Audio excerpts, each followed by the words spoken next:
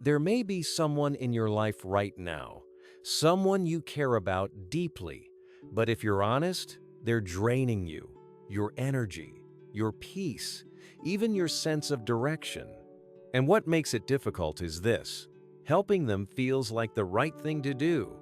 But what if, in some situations, your help isn't actually helping? What if it's quietly getting in the way of what God is trying to do in their life? This isn't easy to hear. I've had to wrestle with this myself, but when you begin to see it clearly, it changes the way you love people completely. Before we go further, let me say this clearly. This is not about becoming cold or distant. It's not about turning your back on people who are hurting. Jesus was the greatest example of love and service the world has ever seen, but even he showed discernment. There were moments he stepped back, moments he didn't chase, moments he allowed people to walk away. He told us not to cast pearls before swine. He shook the dust from his feet when he was rejected. And that tells us something important. Love and wisdom are meant to work together, because without wisdom, love can become enabling. Today, we're walking through 6 types of people Scripture warns us to be careful with, not from a place of judgment, but from a place of clarity. Number 1, the mocker. Proverbs 9-8 says, "Do not rebuke mockers, or they will hate you." A mocker doesn't just ignore truth, they distort it. You try to speak life, and they turn it into sarcasm. You offer something meaningful, and it gets dismissed or twisted. And if you've ever dealt with this, you know how draining it can be.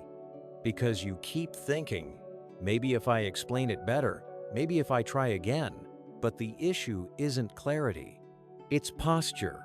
This isn't someone who's struggling to understand. It's someone who has already decided not to receive. And over time, you begin to realize you're pouring energy into a space where nothing can grow. That doesn't mean you stop caring, but it may mean you stop engaging in the same way. You step back, you pray, and you allow God to work where your words no longer can. Number 2, the fool. Proverbs 23-9 says, "Do not speak to fools, for they will scorn your prudent words." In Scripture, a fool isn't someone who lacks intelligence. It's someone who rejects wisdom. Psalm 14:1 says, "The fool says in his heart, 'There is no God.'" This is the person who lives without accountability. They repeat the same patterns, the same mistakes. And every time you try to help, it feels like starting from zero. You step in during a crisis, and before long, there's another one. And if you're not careful, you start carrying something that was never yours to carry. Because helping them begins to cost you your time, your peace, your emotional energy. And still, nothing changes. At some point, you have to recognize the pattern, not to judge them, but to protect what God has entrusted to you. And as you're hearing this, you might already be thinking of certain people. That's okay. Just stay with me, because the next few will go even deeper. Number 3, the person God is reaching through hardship. This one is not easy, because everything in you wants to step in, to fix it, to help, to make things easier.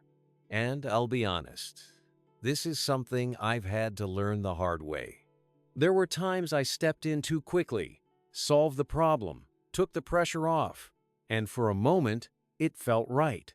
But then, the same situation would come back again. Different details, same pattern. And that's when this verse started to hit differently. Proverbs 19:19. "A hot-tempered person must pay the penalty. Rescue them, and you will have to do it again." That's not harsh. It's honest. There are moments when someone's struggle is the very thing God is using to reach them, to get their attention, to break a cycle, to bring them to a place of surrender. And when we keep stepping in too early, we may be delaying that moment. Not because we don't care, but because it's hard to watch. Sometimes love looks like support, and sometimes it looks like restraint. You can still pray. You can still be there. But you don't always have to remove the weight that God may be using for growth. Number 4, the manipulator. Matthew 7-6 says, "Do not give dogs what is sacred. Do not throw your pearls to pigs." Strong words, but they point to something real. Some people don't want help, they want access. Access to your time, your energy, your resources. And often, it doesn't look obvious at first. It sounds like need. It feels urgent. But over time, you start to notice a pattern. The conversations always circle back to what they need. The help is never quite enough. And the moment you pull back, the tone shifts. There's frustration, guilt, even pressure.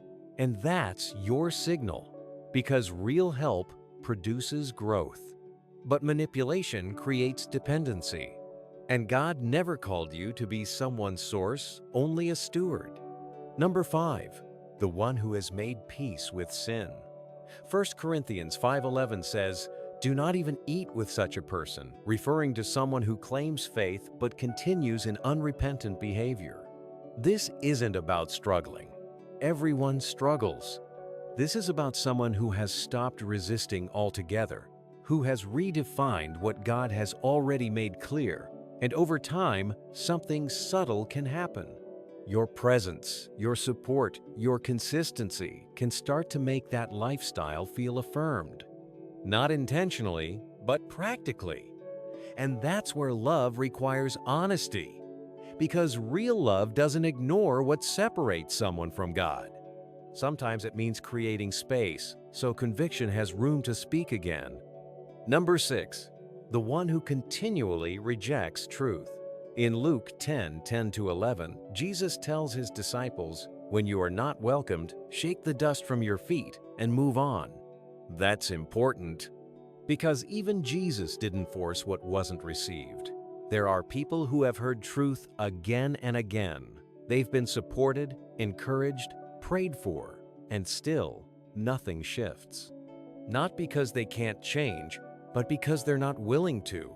Proverbs 29:1 says, "Whoever remains stiff-necked after many rebukes will suddenly be destroyed without remedy." At some point, continuing to invest in that space is no longer faith, it's assumption. And wisdom knows when to release what it cannot control. Let me leave you with this.